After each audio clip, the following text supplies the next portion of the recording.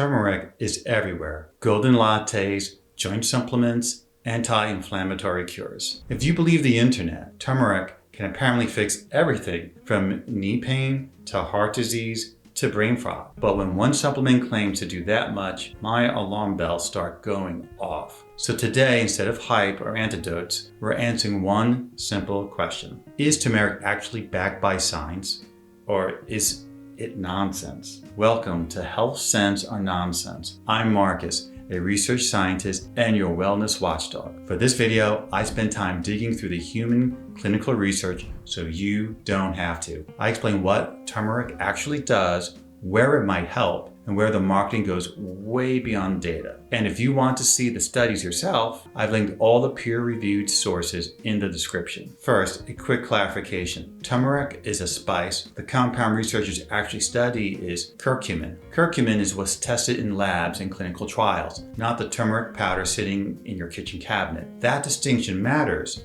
because most of the research uses concentrated extracts, not food-level doses. When you dig through the human research, one pattern becomes very clear. Most of the strongest studies on turmeric focus on knee osteoarthritis, not general inflammation, not every joint, and not long-term disease prevention. These studies usually last 8 to 12 weeks and measure pain, stiffness, and physical function. That's already a much narrower use case than turmeric is usually advertised for. So what do those studies find? When researchers pull results across multiple trials, which is the strongest way to evaluate evidence, curcumin supplements show modest but real improvements in knee pain and function compared to placebo. In plain English, some people with knee osteoarthritis feel a bit better, pain improves slightly, movement improves slightly, stiffness improves slightly. This is not a miracle effect, but it's also not nothing. Some analyses even find results roughly comparable to low-dose NSAIDs, often with fewer stomach side effects. The key word here is modest. If you're finding this helpful, if you like having someone actually check the research instead of repeating marketing claims, consider liking the video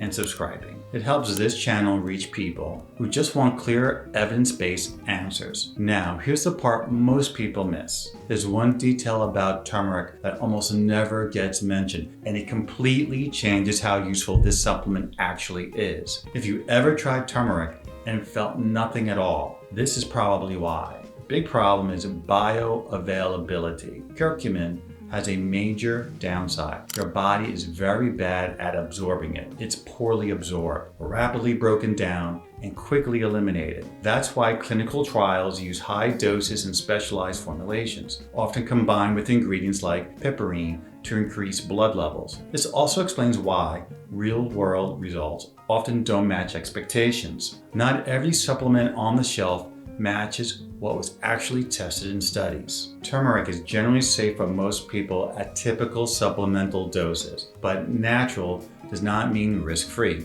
At higher doses, curcumin supplements have been linked to stomach upsets, drug interactions, and in rare cases, temporary liver injury that resolves after stopping use. People taking blood thinners, those with liver conditions, or anyone on multiple medications should be especially cautious, and turmeric should never replace proven medical treatment. Now here's where people usually get this wrong. Turmeric isn't useless, but it also isn't doing what most people think it's doing. And whether it makes sense for you comes down to one specific expectation. So the verdict, health sense or nonsense? So where does turmeric land? If you expect it to cure inflammation, prevent disease, or replace effective treatments, that's wellness nonsense. If you see it as a conditional tool with the strongest evidence in knee osteoarthritis, modest benefits, and real limitations, that's health sense. Turmeric isn't magic, but it isn't pure hype either. It lives in the gray zone, and that's where honest science usually lives. By the way, this video is for educational purposes only. It's not medical advice. Always talk with your personal healthcare provider before starting supplements or making